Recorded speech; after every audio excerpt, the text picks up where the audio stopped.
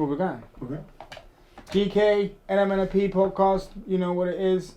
World's favourite, see you next Tuesday. I don't care what you think about me, but you should definitely care what I think about you.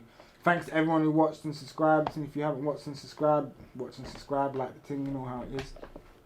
I'm joined today, a good friend of mine, one of my mentors and teachers actually, Jay Butler. How you doing, man? Good man, you? I'd shake your hand, but it's Corona. I'm only joking. Yeah, I just wanted to invite you down so we can just talk about some Jujitsu, MMA, where we're going, what it's like training under these circumstances, you know, shit. But before that, I know you. There's a lot of people who don't know you. Tell me a little bit about yourself, if you don't mind. I'm a Jiu-Jitsu black belt. Been training for 12 years now, hard. I got my black belt from Roger Gracie in 2017, so I've been a black belt 3.5 years now. Again, just started off as a hobby and made it my job and my passion, and just try and compete and lead by good example, man, and just fucking enjoy it, you know what I mean? And just try and help people along the way and that, and just, enjoy the journey, man. So, who do you train? Where do you train? So I train all over, to be fair, man. My main academy is Andy Roberts BJJ. I've been training with Andy. I started with Andy. Mm-hmm. I've been with Andy for 12 years now. It's been a good journey, but I'm not one of these people that to stay in one place. Yeah. You know, I believe that knowledge, especially in fighting and martial arts, is the best thing you can obtain. So I go all over. So I train at David Anuma's academy in London. He's a 3rd degree on the De La Riva. Extremely good, accomplished teacher. Trained with James Evans Nicole for my wrestling. He's an Eric Paulson black belt. He's got a lot of nice, dirty tricks that he shows me, and all over, man. Whoever and wherever I can. You know what I mean? My sole place that I train is Andy's, of course, but wherever I can absorb knowledge and train with the best guys, I'm going to go. Yeah. What? It's so good. I'm actually going to be honest. I haven't actually muted mine. They're around here somewhere. So if they do go off, I never get messaged. Once I'll chat to you. Beep, beep. I do apologise. That is. Just give me a shout out. We're not live. Okay, yeah. So I actually train with you. I know how good you are. You got a couple of lads under you. Yeah, a couple of good lads. A lot of good lads. Yeah, and you're one of them. How do you find the process of, they're young. I'm not.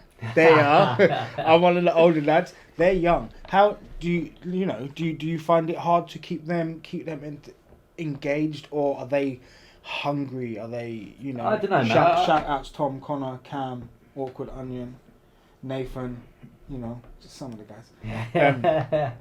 Are they in my opinion, I think certain people attract certain people. Yes. Okay? A firm believer of energy. I've got good energy. I like doing stuff for people, and I let my jiu-jitsu do the talking. I've always never been afraid to turn down a fight. I'll take on anyone, anywhere. At the end of the day, all you can do is lose.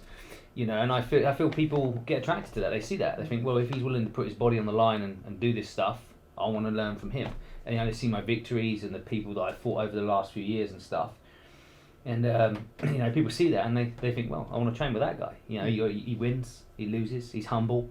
And I'm always willing to help people. Mm-hmm. I always think, if you give enough, eventually you're going to get back. You know what I mean? And there's such a broad scope of people I train, from people our age to people like kids like Connor and Cam. Yeah. But and you put them two together, Connor's 22, Cam's 22, and they've got completely different mindsets.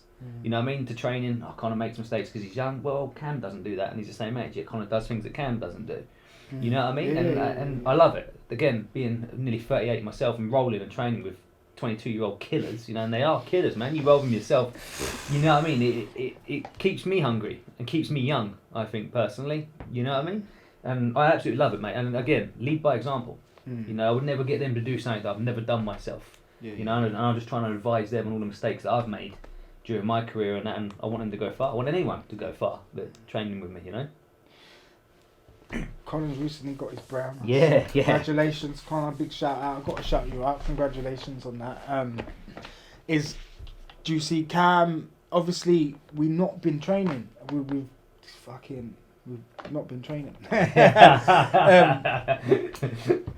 You know what I'm trying to say. Do you think this has hindered the boys in a sense. I've dropped back. I've stepped back. I'm not training with a dummy. I'm sorry. I just don't train with a dummy. I need physical contact. I need to choke somebody. But obviously I've stepped back. Has any of the other guys? Because I have literally stepped back, so I don't even know if any of the guys are training with a dummy or whatever. You've stepped back, but you still got that passion. Of course. I can hear it in your voice. No, 100%. I've watched Jujitsu. And then I'm watching your hand movement. You're talking about choking. It's still there. You still want to do it, you know what I mean? But, no, I mean, for some of us, I mean, like myself, I did stop for 2 months. You know, I didn't want to know anything about Jiu-Jitsu. I had a lot of personal issues and a lot of things going on outside of the gym and stuff. But it did get to a point where I missed my passion, my hobby. And it sounds cheesy, but Jiu-Jitsu is my life. I couldn't live without it. I have to be doing it, okay? Because it got to the point where I had to get some mats and I had to train in my back garden. You know, I found a way. Adapt. You got to do these things. Yeah, I have to, scratch that itch. I come along. Yeah, and having the boys come round and train in my back garden. You know, and I invited a select few who I knew, were safe to go after themselves. Close to my boys. And Connor. Fair play to the lad. He was turning up. He's doing his stuff, and the kid's been a brown belt for a long time, man. He's a talent. He really is a talent. If I was going to pick one fault in Con, sometimes I think he mentally lets himself down. But all the physical attributes, his jiu-jitsu, at his age, with his ability, he will be a world champion for sure, man. And I'm sure he will be one day, without a shadow of a doubt. So I think even before COVID, even before we stopped March, April, he was definitely brown belt material. Yeah. And he hasn't stopped per se during this time. You know what I mean? And I've seen Conor roll with some of the best black belts in the country, man, and he's given them hell. He fully deserves the belt he's got. And since training him, since he was 16 years old, I was proud to give it to him. I'm proud to say Conor Campbell's one of my students. He's a good lad. 16, 22. Yeah. I met him as a 4-stripe or 3-stripe white belt. Funniest story in the world is we started working together at Nuffield Health in Guildford. Yeah. And Connor obviously trained Jiu-Jitsu. He's very proud that he trains Jiu-Jitsu. And one of the other DMs there said, at that time I was fighting professional MMA. Said, one of the DMs here, Jay's an MMA fighter. And a lot of the MMA fighters that Connor met were blue belts. So Connor didn't really respect anything like, he's an MMA fighter. Yeah, I'm sure I'm this, that and the other. And I remember going into reception and seeing him. And when someone trains Jiu-Jitsu or if they talk that they train Jiu-Jitsu. I can see his little cauliflower here. And I started talking to him and I realised how passionate he was about talking about Jiu-Jitsu. Like, this is a kid I'm going to, I'm going to like this guy. And and I started to, what's your favourite move? And he started telling me, I do this, I pull this from guard, this, that and the other. I was like, cool, man. I've been doing MMA for a while. And he sort of, just listened to me out of pure politeness. And then the other DM came out and said, you met Jay. He's a 2-stripe brown belt in what you do, that jiu-jitsu. And he looked at me and looked at the guy. And his jaw just dropped, saying, shit, I just made an arse out of myself. and he still didn't believe me. He still didn't believe that I was a brown belt. So he had to go on my Facebook. He had to ask a few people. He was like, shit. And you think he was 70 kilos. Now he's like 85 kilos, 6 foot. Nicely, yeah, you know what I mean. Brown belt. He's a strong lad. Brown belt. And then you go down. You got knocked down, but you go down. Purple belt, Cam, Z, Pretzel Z. These guys are. When you look at them as well, this is what I love Jiu-Jitsu, because when I look at everyone in the academy, they're normal, such normal people. Lawyer, solicitor, police officer, fireman, PT, engineer, and every one of them motherfuckers can kill. You know what I mean, and take you into some deep waters. It's amazing. I love it. I encourage everyone to sign up. Go for a free class. There's free classes for Jiu-Jitsu everywhere. There's a free. Just go for one. And that's coming from me. I'm a fucking blue belt. Don't even listen to me. But trust me when I tell you. Just go, try it. It's amazing. Just to quickly touch on some of the people you said you fought. I need to name Ashley Williams, Frank Rosenfeld, Camille Wilk, Marco Canna, Brad Pickett. Some of the few. They're big names. They're fucking massive names in Jiu-Jitsu.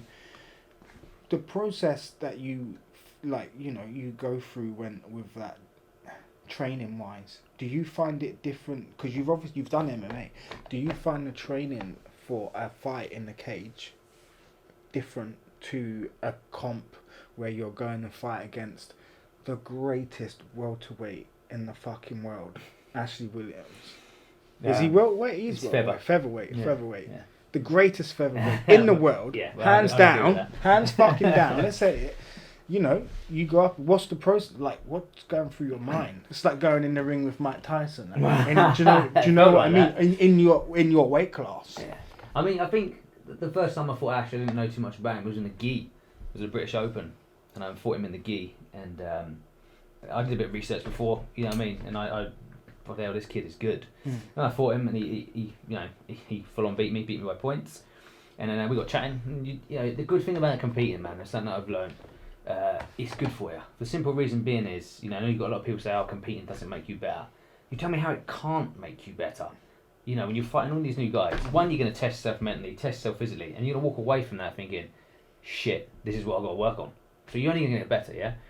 So I developed a good relationship with Ash, and he's done a lot for me and my family. He's done a lot of charity work for my boy, you know, which I'm eternally grateful for.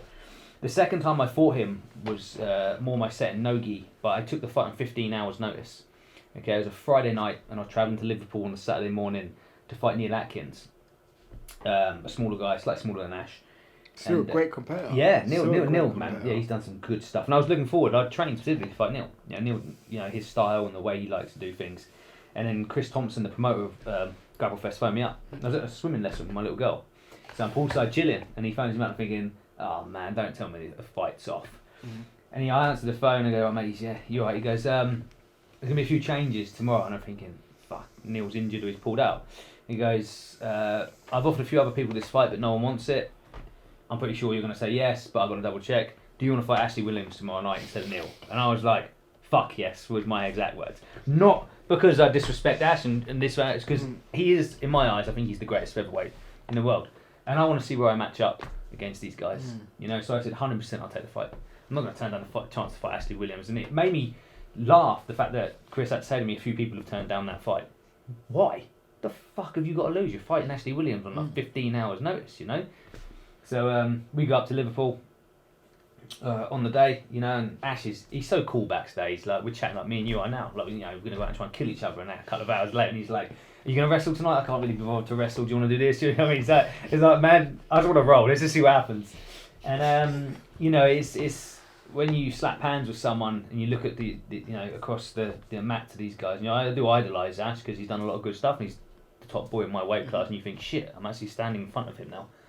You know, and then, but as soon as we slapped hands, we started to engage and stuff. You know, I realised his level, and Ash's level was better than mine. You know, I mean, at that point, I'd realised how good that man is. You know, and then we started off really well from the feet, had a few different exchanges. He eventually passed my guard, as he does, and took my back. And I think he was on my back for like 6.5 minutes, trying to choke the crap out of me. And I'm telling you now, there were points in that fight where I thought, there'd be no shame in tapping. It's Ash Williams, you know, I mean, he's on your back. And the other side of me said, "Jay, shut the fuck up. Don't let this man finish you. He's beating you, clearly beating you, but don't let him finish you." Yeah. And I stayed strong to the last minute. He switched for an armbar, and I managed to escape the armbar. Fucking crowd goes wild because obviously I've been getting a butt kick, and I finally got out. And then we had a few little back and forth, and Ash ultimately won the decision. But you know, like I said, he's clearly better than me, but it's driven me. I've now gone and trained with Ash. He's done seminars. He's had tea at my house. You know, we've gone out to dinner together, and then we've become, you know, fairly good friends. I talk to Ash at least once a week. I message him, ask how he's going. He did the same thing for me. You know what I mean? And something from that, I've got someone I could go, you know, message and say, "Ash, can I come and do some training?" He'd be like, "Yeah, man, I'll come up tomorrow." You know, and I'm training with the best guy in my eyes in the world in my weight class. It's like having a private with Lionel Messi if you're a football fan. You know, I've got that on tap. "Ash, can I come up and train?" "Yeah, come on." You know what I mean? It's brilliant. I've trained with Ash. I even rolled with Ash that one time. Yeah. That one time. Different. It's so fucking. Do you know what I think the best way of describing fighting Ashley Williams? Okay, it's like fighting smoke. You can see Ashley Williams, but you can't fucking get hold of him. You cannot get hold of that man. You know, he's there in front of you, and you think, "Well, I'm going to pull a good position." He's gone. He's passed. He's got your back. You know, it's just like his movement, how cool he is in these bad spots. You know, and I think because he's from the UK, I think he's underrated. Really 100%. is. Like he doesn't get the respect, the publicity. Ethan Crelliston, Nicky Ryan, and all these guys get. And actually, he's beaten Ethan. I think personally, he would beat Nicky Ryan. And he's a free weight class Polaris world champion. You can't deny him anymore. He should be. I mean, I personally think he shouldn't have to do the ADCC trials. He should be invited to the ADCC next year. I don't think Ash should have to go for the trials, in my opinion. Well, if you look at Gordon Ryan, he would be classed as the same as Ash, but in a different weight class. He's done it across a few weight classes. What Ashley Williams has, just not on that heavyweight scale. Do you see what I'm saying? So it's the same. When you think of the names that Ashley's fought, are all in top 10. The Meow brothers, Gio Martinez, Frank Rosenthal, Jay Butler. Jay Butler. I know about that. Rotulio. He's fought everyone. Ben Eddy, Imanari, he's beaten. And you actually think about it now. You're going through this list and you're thinking, shit. This guy. Why isn't he? I don't know, man. I don't think he gets the publicity the man deserves. But he's a phenomenal grappler, and I think one of Ash's best attributes, man, is he's a phenomenal teacher as well. So humble. Yeah, mate. He's shown me even. I'll tell you another one as well. With Ash is his twin brother Josh. That mate, I fought Josh and we had a really good scrap. But I went up and trained with Ash a while ago, and Josh was there. Me and Josh had some great wars. Josh as a teacher, God, that guy knows some shit. You know what I mean? He really helped me with a few pointers in my game. Both of them did at the end, and I can see why Ash excels with his brother on his shoulder. I think Josh and obviously Chris is his coach. They're together. They're a dangerous force. Ash has got obviously competes more and stuff, but Josh's mind for jiu-jitsu is phenomenal. He can really break stuff down, and he studies Ash's opponents, and I just think he's got that extra bit in him. Fair play to both. The twins, though. Yeah, both twins. Yeah.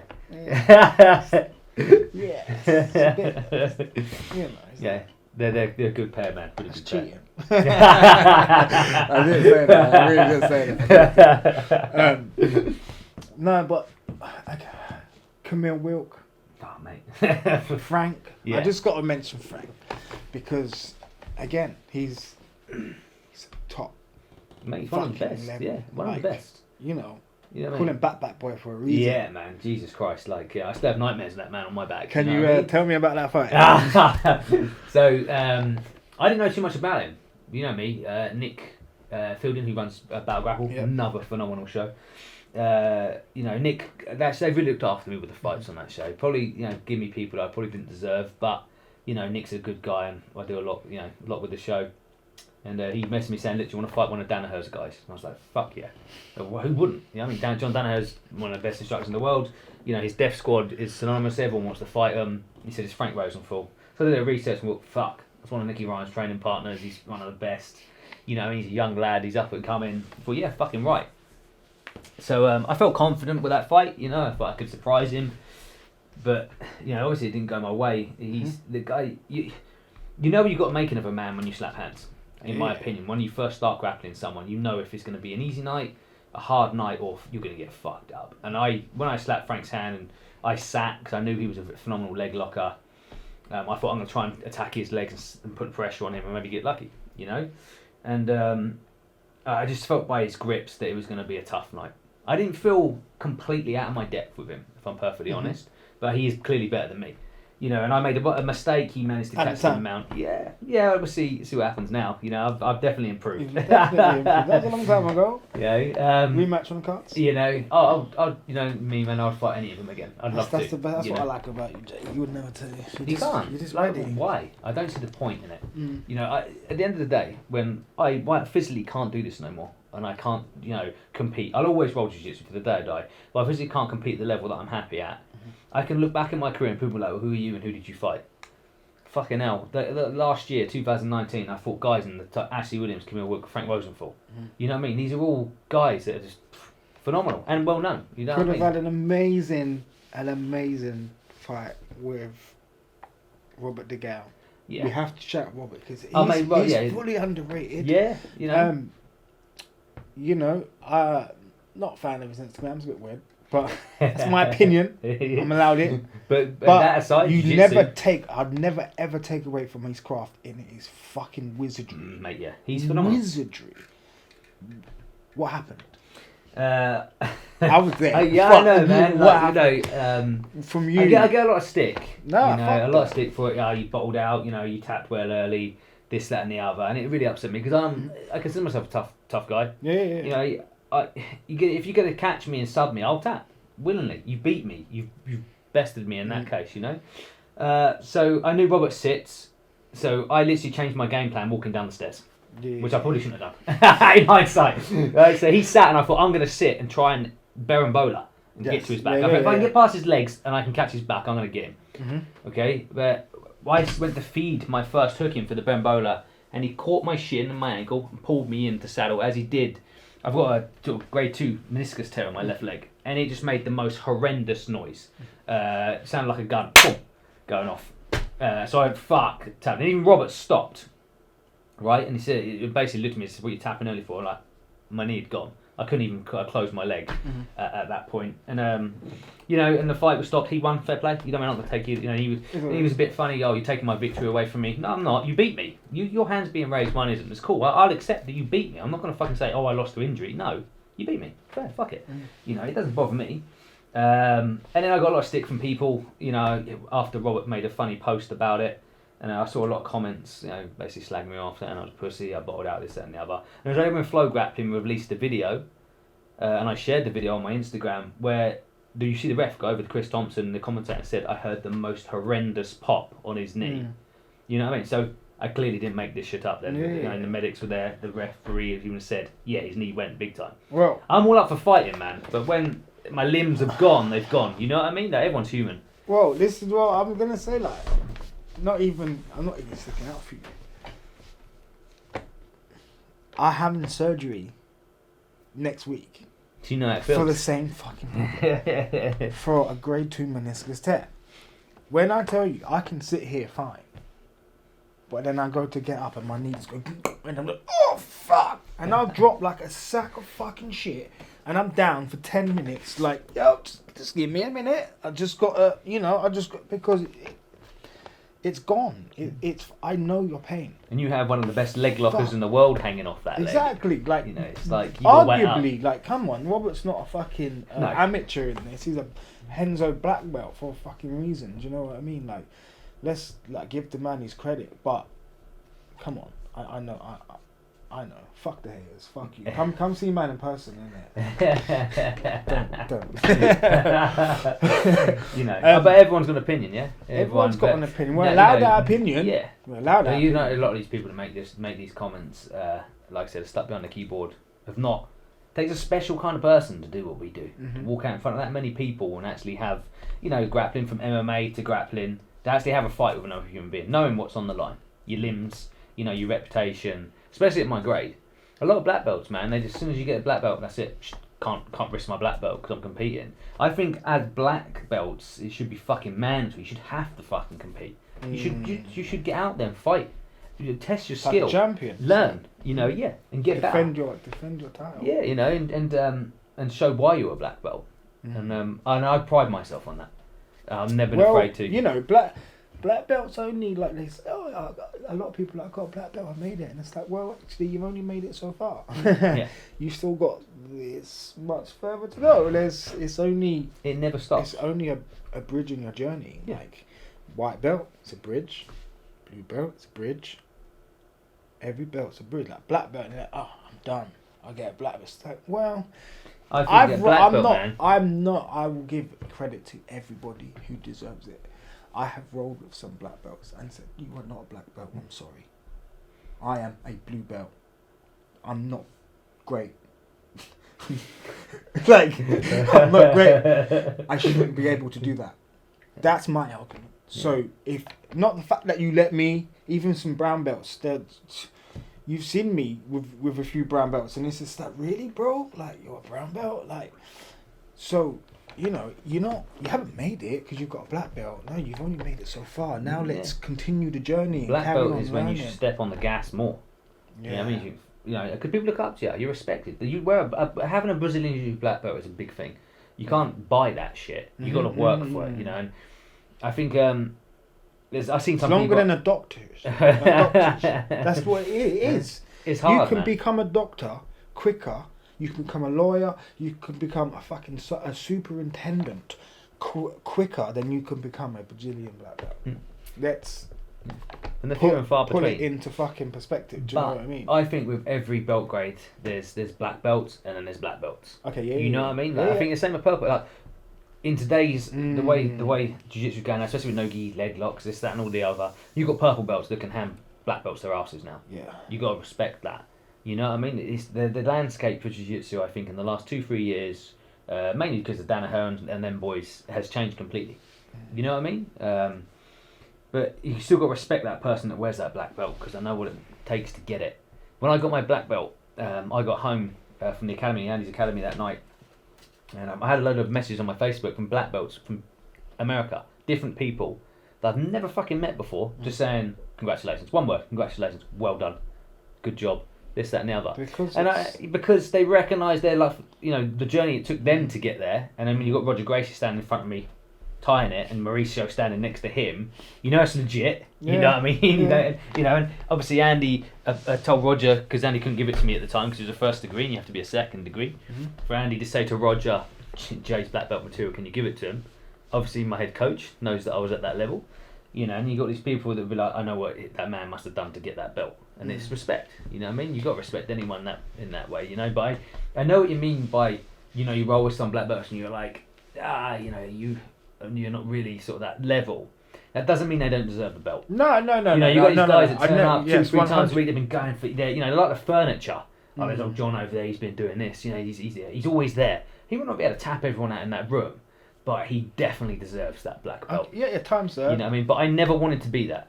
I never wanted to be, Jay's a black belt because he's here a lot. I wanted to be when people told me, fuck, that guy's good. Yeah. That's what I search for. You know, and I'm still nowhere near that. You made me puke. I'm saying it on camera. I had to stop. Wait a minute. I need to just give me a minute. Let's go outside, puke, come, mouthwash. Yo, let's go again. I'm good to go again. Like, you're good. Like, let's hands down. Again, it's not, you know, credit where credit's due. Like, I think it's because you're a fucking black I belt, enjoy like, it, mate. Definitely. Like I said, I love it. I love rolling. I love meeting new people. I love training. I love learning. You know, even at black belt, you know, I think it's the best time to learn. You know, because it opens more doors. More people want to train with you because you're a black belt, especially when you're competing week in, week out, fighting the people that I've fought. People think, oh, he's a good, obviously a Brad good level. Pickett. Yeah, Big Brad, you know what I mean? One punch Absolute beast, Pickett, yeah. mate. Man, I used to watch that guy in the UFC and the WEC, and never would I thought one day I'll be standing across. I know it's only a grappling match. Fuck, I wouldn't want to fight in MMA. Jesus Christ. But you know, it's something not a lot of people can say. I fought Brad Pickett. Yeah. You know, and to me, some people go, you know, it's Brad Pickett. Yeah, it's fucking Brad Pickett. He's, so to fucking me, respect. He was an MMA fucking hero. You wouldn't say that about Frank Bruno, would you? No, like, you know what I mean? Let's be Exactly. honest. You know like, what I mean? you wouldn't say about Frank Bruno. It's the same people fucking that difference. say that, have you fought him? Have you stood in front of him? You felt that man fucking grab hold of your hips and drive you fucking forward and tear? Because that man can wrestle. Yeah. Shit. You know, yeah. Power you know drive me through the fucking floor. But again, that's the beauty of that whole situation, yeah? Oh, competing to get you nowhere. Well, really? Because now Brad, I've messaged Brad every now and then. I trained with him during this pandemic, you know, invited me to train with him. He's come down the academy. I've given you guys the chance to train with Brad Pickett. You know what I mean? Messaging me, can I come down and train with you boys? If I'd never competed against Brad, there's no way he would have messaged me out of the blue and gone, do you want to do some training? You know what I mean? It opens so many doors, and I think we should do it more. Nick. Congratulations to Nick, one of Brad's guys. Man, baggers. Yeah, man, that kid is phenomenal. Mate, but again, like Nathaniel, all of Brad's guys, you know, Brad he's not only is he a fucking crazy, funny human being, he's a good guy to have around. You know, his energy, he's fucking hilarious. And mate, even as a black belt, when I went and did some training with him not so long ago, he showed me some details on a head and arm for MMA, the way he does it, that I've not seen before. You know what I mean? And I can fucking choke people with the best of them. But you know, I learned something from him, you know, and he as a coach, phenomenal, mate, absolute phenomenal coach. You know, I've seen him coach. Just the relationship he has. With you know, his team and his fighters don't have that success on their own, you know, and the fact that he's always in their corner, he travels with them. He's got a family, you know, he's got two lovely kids and a missus, and he's still with them side by side, always. I mean, you know, and rolling with Nathaniel, that kid, fucking hell, Nathaniel is a monster.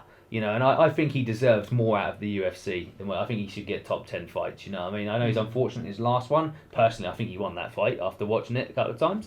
It was a bit of a dicky decision. Yeah. But I think they're always dicky to us. That's the problem, because we're the English guys, isn't it? Like, you know, that we're never favoured.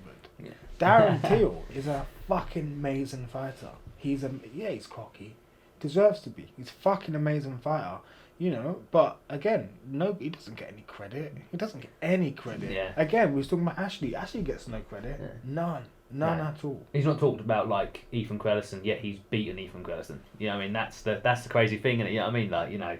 I mean, Who did he fight? He fought Paolo? I think it was Paolo, yeah. That was a draw as well. It wasn't a draw. Let's be honest. He beat him. It was Meow. It wasn't Paolo. It was when the Meow brothers, and it was on Kasai. It was in that tournament, and it ended up in the draw. He beat him 100. Like I stayed up late to watch it.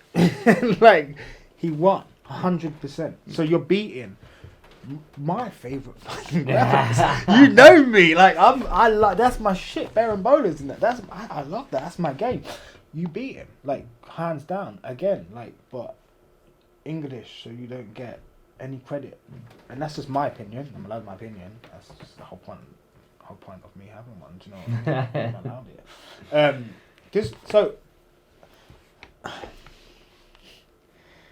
your missus is a black belt. No, she did judo. Yeah, she did judo. She black belt. There was a time she'd fuck you up. She's a black belt for putting up with me and my bollocks, mate. I tell you that. Yeah, she did judo as a kid. I remember a funny story is when I was I think it was a 4-stripe white belt, just not long been a blue belt. We were fucking around. I tried to rush her. She fucking threw me, the bitch. Threw me full on my ass. You know what I mean? She got some good hip movement, let's put it that way. Yeah. Do you know what? Going back to the whole thing of training and jiu-jitsu, you know, I'm not very soppy, but I definitely wouldn't be where I am without her. No, I mean, the shit that poor woman has had to put up with. When I first started doing jiu-jitsu, I think I was something like a 2-stripe, 3-stripe white belt, and I went home one day and I said to her, I'm going to make this a career one day. And I said that to a lot of my close friends at the time, and they laughed. No fucking chance. You know what I mean? And she, through the hardship of, you know, when I first started training, we didn't have as many classes, there was no black belts at the academy, the highest grade I had to roll was James, and he was a 1-stripe blue belt, obviously fucking phenomenal blue belt. So I was lucky to have him. And, you know, so I would try and do every session I could. Every class Andy opened up, I was doing it. And I was working in a leisure centre at the time, so I was working 6:15 in the morning till 3 or 3 to 11:30. Some days I'd work straight through just so I could do 2 classes the next day. That's how much I cared about it. And then, you know, a couple of times it almost cost me our relationship because I was never at home. She had the kids, she was, you know, weren't going out and stuff like that. You know, here we are 12 years later and I'm getting paid to spend time with people and show them what I know, you know, and I teach full time at multiple academies now, Andy's, Pride Combat Athletics in Bracknell. I teach at David Anuma's school on a Thursday in North London. You know, these guys wouldn't trust me at their school. They didn't think I was worthy of training, you know, and teaching these people. And, you know, she stuck by me through all of that. And she still, every time I go to leave the house now, have a good day, babe, you know, enjoy yourself. You know, she sacrifices more than I ever have to put me in the position I am. You know what I mean? And I think that's what's helped keep me going. You know, knowing I've got a woman like that on my side. You know, and she loves fun. She's the one that got me into MMA, you know, and she was at all my fights. Whenever I walk out, all I can do is hear her fucking screaming. You know what I mean? And she's been like a rock, man. But yeah, she did judo a lot when she was a kid, and now she's got some mad skills, man. You know what I mean? But she needs to work on her jiu-jitsu though. Yeah, but when you pull it like that, like, the kids are gonna be fucking. Well, man, Tegan and Maddie are training now. Like they come with me. I was doing the Zoom class yesterday at Andy's, and they come with me, and they do all the exercises and that. And Maddie, she's a bit more reserved, whereas Tegan's like me. She's just full bore. Yeah, that girl's gonna be tough. We were messing around yesterday, and we sort of clinched up to wrestle, and she full on pulls my head. She's 4 years old, man, for God's sake, but she loves the rough and tumble. You know, and I don't want to force jiu-jitsu on them. If they don't want to do it, they want to do it. Yeah. But I enjoy them coming because it means I get to spend more time with them, and it's good to see them develop and the confidence they build when they're with these other kids. You know, and my niece Lila, she does it as well, but that kid is an absolute beast. Yeah, she fucking loves it, mate. And it's weird, like when you see kids, I've seen kids before they done jujitsu, and then I've seen kids while they do jujitsu, and it is two completely different kids. Man. The confidence it builds in the shyest of kids is ridiculous. 100%. Fucking unreal. Every kid needs to learn some form, not martial art, not fighting. Man. Discipline in it. Yes. Yeah. Being respectful. Mm-hmm. You see some of these kids that these days, there's no respect for anyone. And it's their upbringing. Like, my kid's polite. Okay, I demand respect. They should respect everyone, be polite to everyone. When people are treating them like crap, or bully them, then be violent with them. Mm-hmm. But I think the thing with jiu-jitsu, it humbles people and it teaches kids respect. Where some kids, I teach the kids classes at Andy's, and some of the kids there, they clearly don't want to be there. They're there because their parents probably want half an hour of freedom, But I want them to turn that around so they enjoy being there, they're learning something, And the last class of the evening that I teach on a Tuesday, the kids, there's about 30 kids in there, and they're good. They're scary good, how they absorb everything I'm teaching them, the knowledge. It's the next generation. Yeah, and watching them do it, I'm thinking, shit, I can't even do that. It's the next Jay Butler, Ashley Williams, It's good. It's good to see.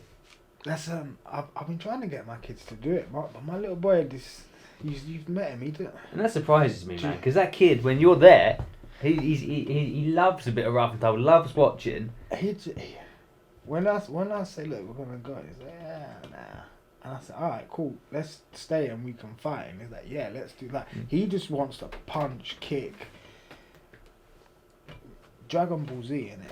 Yeah, but the thing is, man, jiu-jitsu aside, even getting him into like a Thai boxing class or boxing, he's still learning discipline, still learning he's got to look after himself, and he's still building that confidence of I can help look after myself, because it's not an ideal world we live in, as you know. You know what I mean? You've been there, I've been there, and the world's going crazy. You know what I mean? You see these young kids like carrying knives with them now, this, that, and the other. So like, it's scary. You know where I live? Yeah. Right, I live. I'm not gonna tell you motherfuckers where I live. But I used to live I was born in Beaumont, right? Moved to Priory Court, Boundary, OC. Like, if you're from East London, you know about that, right?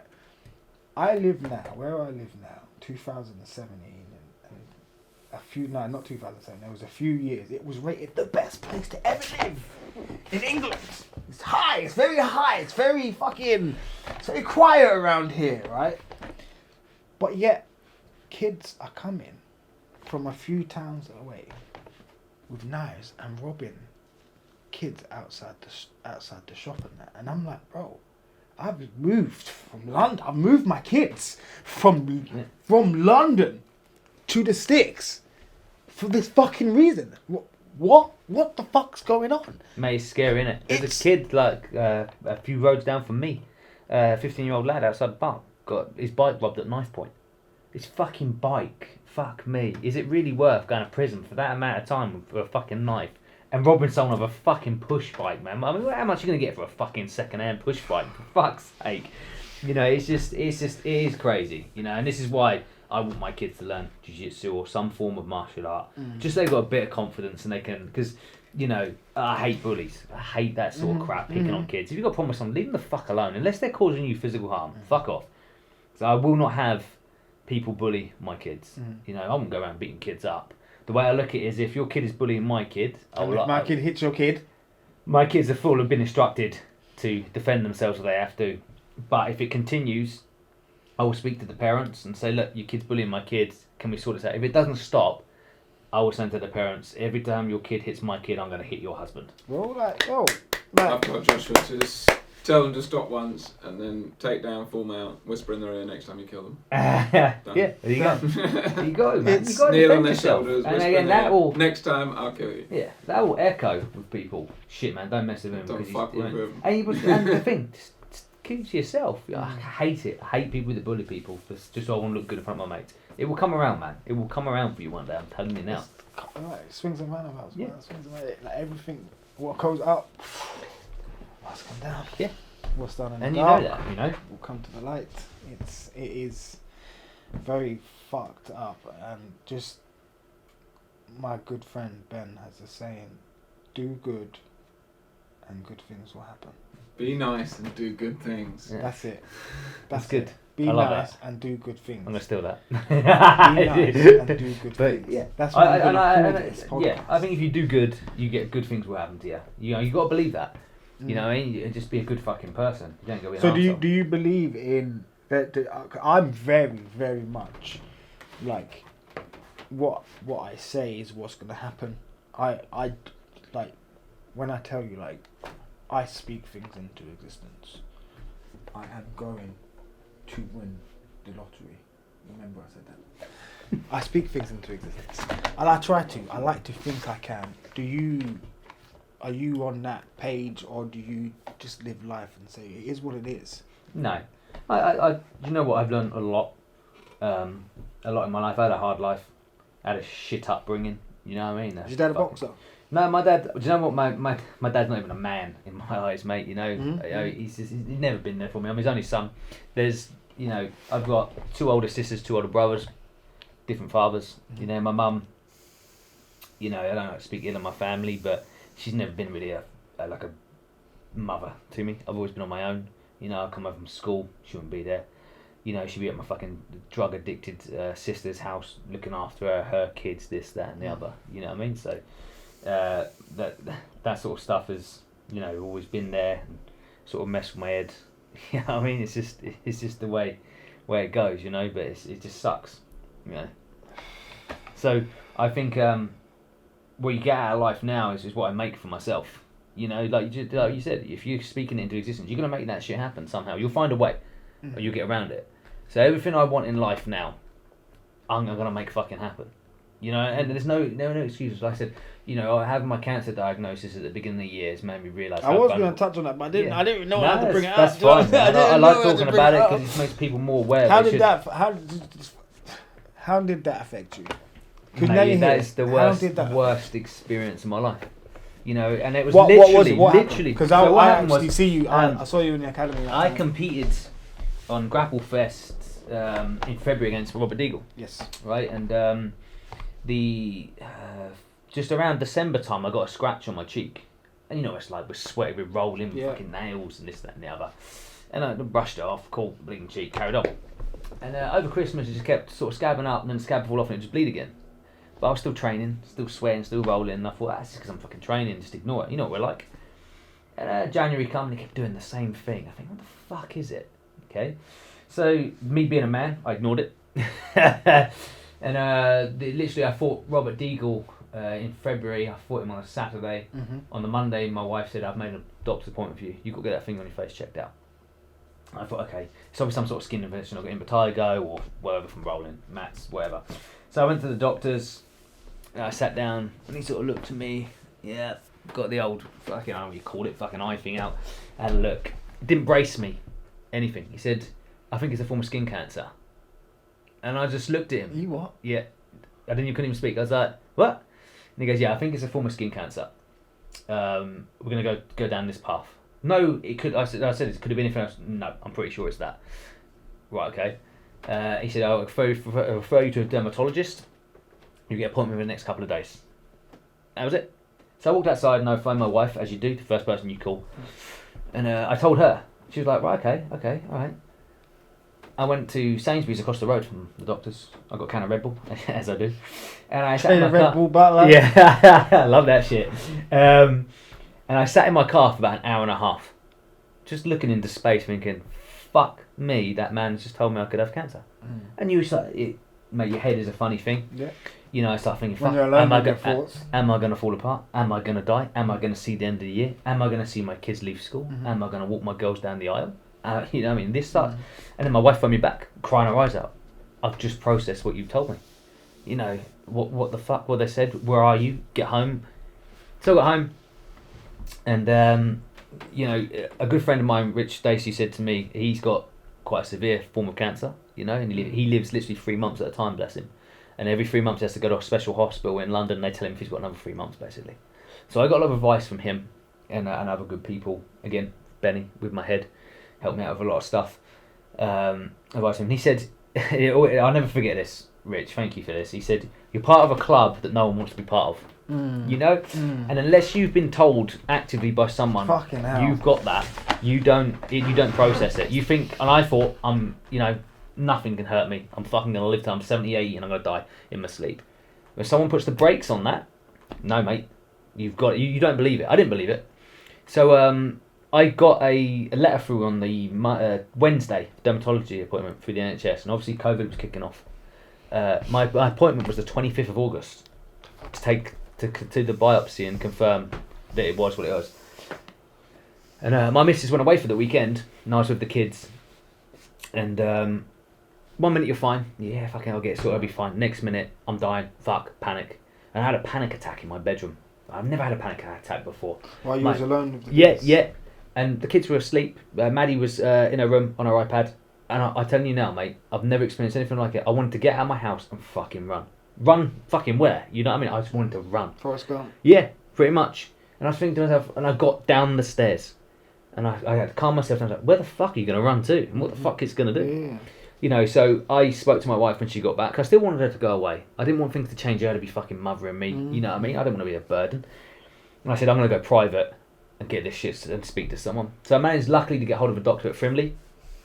And I saw him, and he literally confirmed on the spot, yeah, this is what it is, okay? But I can't do anything with it until I've done a full biopsy. So a week later, I had the operation. He took a bit of it away, cut it out, stitched me up, and I carried on about my business for a few days. Then lockdown started to happen. Okay, the academy closed. I didn't have my outlet. I didn't have that distraction. I weren't seeing you guys, weren't chatting to you boys. We all got fucking locked up. And that's when my head started going really bad. Well, the first lockdown was fucked as well. So yeah, carry on. Yeah, sorry, I mean, sorry. and so then he sends me an email saying, yeah, 100% confirmed, cancer, this, that, and the other. And he referred me to a plastic surgeon. Because it was so close to my eye, on my face here, he couldn't remove it without my eye sagging like this. I'm looking like a villain out of fucking James Bond film. I'm ugly enough as he is, but I've got to keep some sort of looks. You know what I mean? Yeah. Jujitsu look. Fuck it, a scar. You know, the wife loves a scar. So I went to see this plastic surgeon, and this is during lockdown now. So they were worried about getting me an appointment to get it cut out. So I was lucky. I got this. I've kept the guy's email address and number. If I ever have any problems, I'll just go straight to this guy. Okay, he's phenomenal. And so I got an appointment. I couldn't take my wife with me. I had to go on my own. You know, I had to get operated on my own. So I've driven it. I was in Winchester. Because they couldn't do it at Frimley because it closed for COVID. Yeah.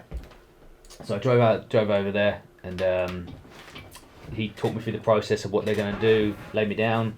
Yeah, I went to a full theatre. I thought I'd be sitting in a chair like in a little doctor's room, and he'd freaking have it off my face. Full theatre. Covers up my face, numbs it, and he starts cutting out with the face and that, and he has to chip a little bit into my cheek. He's awake? Yeah, didn't put me literally full on injections in the face, and he started cutting away, you know, and he said, there's a little bit in your cheek, you had to chisel that out, just knock a bit out there, you know, and he cut out the tumour, and I cut out a load of good skin around it, and that had to be sent away for testing to see if he got it all, okay?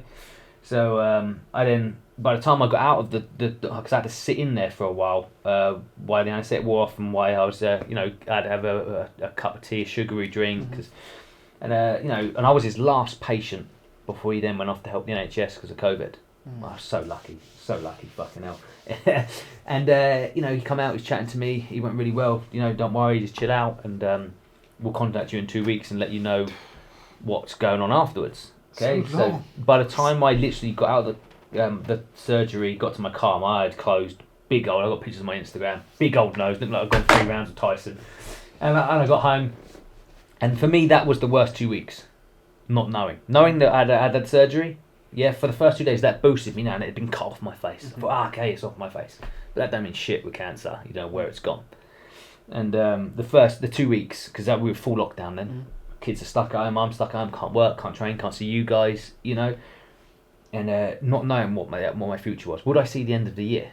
You know, it was fucking horrible. COVID, fucking horrible. And then a week had gone by, and it was a Monday, and I got a phone call from his secretary. I was literally walking out the door to take dogs for a walk when we had all that really nice weather. Yeah. And she goes, can I speak to Mr. Butler? I said, yeah, he's speaking. She goes, did Dr. Parabi say he's going to phone you, or did you have to book another appointment? I said, he's going to phone me. I said, why, are my results in? She goes, yes. I goes, well, can you tell me what the results are? She says, no, I'm not allowed to tell you.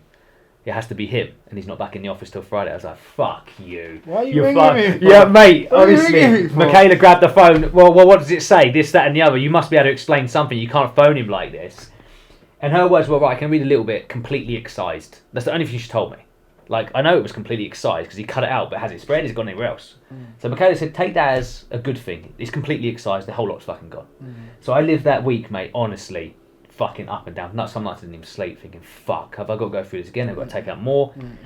And he phoned me on the Friday, and I was having the phone ring and answer, and him saying, hello, this is Mr. Butler, was probably the worst phone call of my life. Until he said, I'm not going to beat around the bush. We've got it all. It's completely off your face. You're completely, in the clear. Okay? And mate, I've collapsed. I was like, fuck me. I felt like you're playing a computer game, your character's died and you've been given an extra life. And I know mine was nowhere near as severe as what some people go through, but mentally, I had cancer and I was on my way out. And, and he chatted to me on the phone for about half an hour telling me what was going to happen mentally now, what will happen to me. And lo and behold, it did. His last words to me. What was that? He said to me, what you're going to experience now is, you can experience a form of PTSD, paranoia, every little thing that's on your body. The death syndrome, like, so when someone dies, you go through. Yeah, crying, denial. Denial, The stages of grief. Yeah, Isn't that what it is? Yeah. It's a very similar thing. And I said, how do I cope with that? He said, look, depending on how you get on with it will depend on what course you've got to go down. And I said to him, my last words with him, what do I do now? His words were to me, forget about it. It's done. Forget it ever happened. Okay? He said, look after yourself, keep yourself checked. I've got fair skin anyway, my ginger beard and shit. I don't sit, the thing that annoys me is I don't sit in the sun. I'm not a great sunbather. I'm always in the shade, I don't do sunbeds, shit like that, because I've got fair skin. Like, I've never done it, and I'm the git that gets skin cancer. But and he said forget about it. For real, you don't even fucking go on holiday, mate. No, exactly. I don't leave the country. It's just ironic, isn't it? And he said forget about it, and I was fine. No, that walking downstairs telling my wife it's gone. She's actually got a video on her phone of me saying he got it, and the kids going yeah, and cheering, which is fucking amazing. But that's when the head problems kicked in. I was all right for a couple of weeks.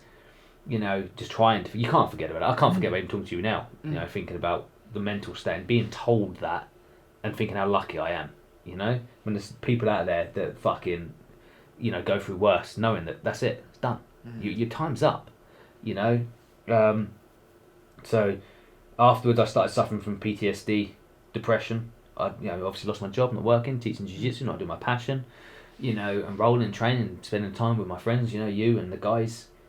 And it was Father's Day, and I was going up to the toilet to take a whiz, and washing my hands, and I look in the mirror, and I got a tiny little spot on my cheek here, and I collapse. I think, fuck, it spread to the other side of my face. I got another lot of it.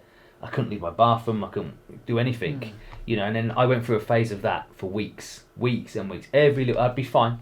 Tiny little mark on my body, panic. I phoned my doctor about 1 million times, man, to the point where he said, mate, you will get your head checked out, and it was horrible. And then I started suffering from depression. Just couldn't get happy. I had no motivation to do anything. I stopped lifting weights. I practically give up, And then I started speaking to a therapist and that, and from there it's just got better.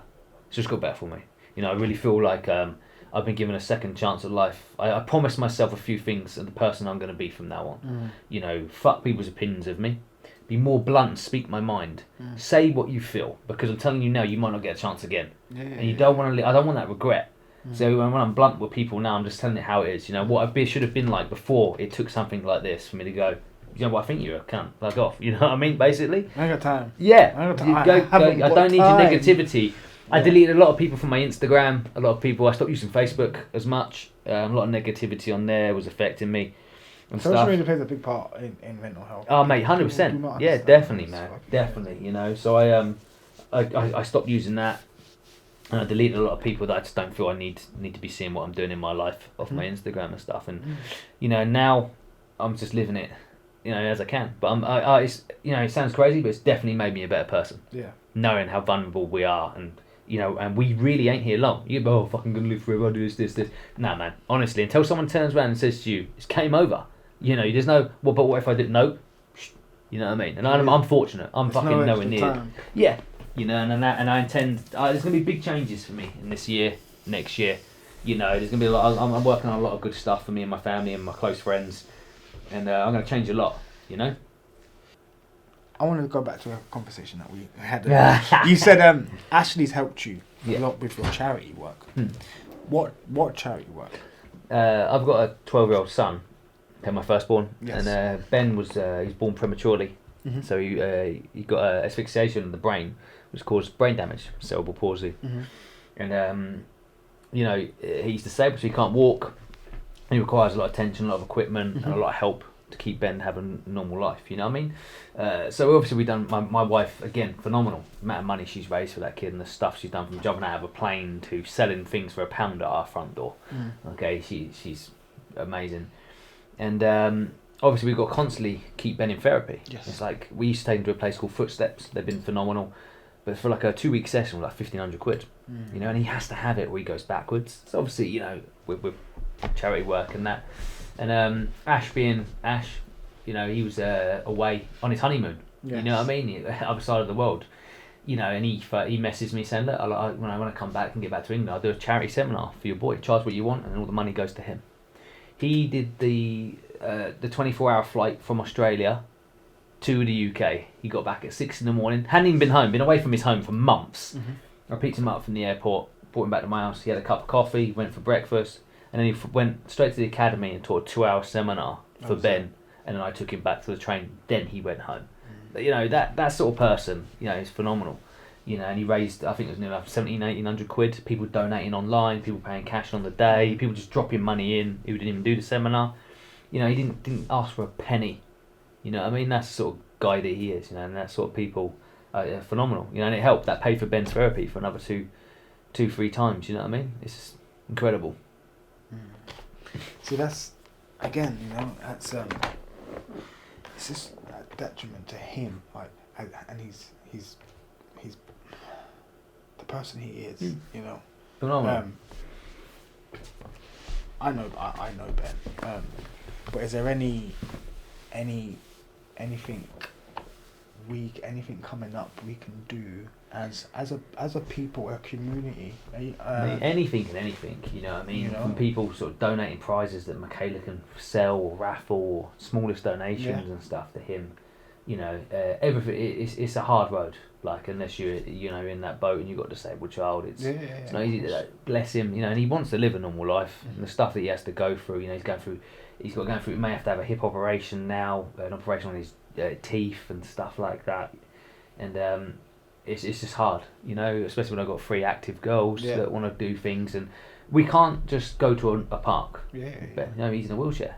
The girls can run off and play, and someone's got to stay with Ben. Someone's got to have Ben. He's got to have special needs, you know, constantly, and it's still interact with the equipment in the park. You know, but the thing is that what's heartbreaking is he wants to do these things. He wants to train jiu-jitsu. He loves rough and tumble. I see him in the gi. You know, when he was younger, it's easy, but now he's a big lad. He's getting, you know, he's 12, you know, nearly 13. Bloody hell, 13. I can't move him. I'm strong, but it's trying picking him up. He's a dead weight. Trying to pick him up and put him in his wheelchair, and we've got special things at home now. My missus, she's only 5'6", she's a small girl, and she's got to pick him up when I'm not there, and I still have to work. You know, and it's just it's difficult, but yeah, you know, that's like the jiu-jitsu community, like Andy, the amount of seminars he's put on at the academy, and he was one of the first people that donated to us, you know, and oh man, after him with Ben and that, he has really helped me out. You know, he's done a lot for Ben and that, and there's been, you know, so many people that have donated and, you know, and helped him out and stuff, and done things for him. You know, like Tom jumping out of a fucking plane, crazy. You know what I mean? I just couldn't. You know, people donate, like Connor when he won Apocalypse. You know, he fought for money. You know, 2 submission only show. You know, 2 subs in the night, won the tournament, donated his whole prize money to Ben. God bless him. You know what I mean? He was 20 at the time. You know, here you go, have that for your son. You know, little gestures like it's just phenomenal. Surrounded by great people. Yeah, you know, and that's what I want, and that's what I like to give back. Well, we can do, we can do a lot. So, any links, or just give me them, and I'm gonna put it in the description for everyone, and make sure you do something. You know what I mean? I'm gonna wrap it up there. because that That's a good note to end on. that conversation is done. But I do appreciate you coming. Pleasure, man. It's just good to see you. It's good Yeah, it's been too long. It's been a couple of months. We haven't been rolling. It's been a couple of months, but lockdown ends next week. Unfortunately, I'll be getting my operation. You're coming back better. Yeah, coming back better and stronger. New That's year. the thing. Two fucking dodgy knees, and I still fucking change. There's no excuse. There's no excuse. No. Right. I really do appreciate you coming, Pleasure, man. mate. Thank you. I hope to get you on again soon when you get this fight coming up. Yeah, Because, man. yeah. Come back, yeah. We've got a fight coming up, so we'll get you back Looking on. We'll forward talk to that. about that. But yeah, LMNOP podcast, world's favourite. See you next Tuesday. I don't care what you think about me, but you should definitely care what I think about you. Peace.